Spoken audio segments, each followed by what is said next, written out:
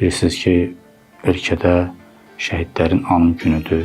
Sentyabrın 27-sində müharibə başlandı və bizim əziz əskərlərimiz, zabitlərimiz, ordumuz bizim torpaqlarımızı işğaldan azad etdilər. Şəhidlər verdik, böyük itkilər oldu. Allah Taala şəhidlərimizi qəni-qəni rəhmət eləsin. Onları Peyğəmbər və Əhl-i Beytlə məşhur eləsin inşallah. Şəhid analarına, şəhid bacılarına, şəhid ailələrinə, şəhid övladlarına Allah Taala səbir versin.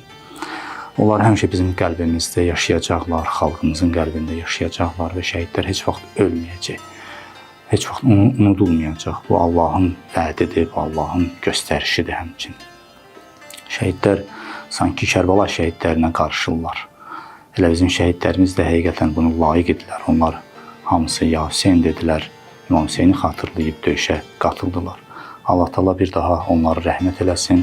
Allah Taala xalqımıza yaman gün göstərməsin. Allah Taala xalqımıza əmin-amanlıq, səadət, hidayət, bolluq və can sağlığı nəsib eləsin inşallah.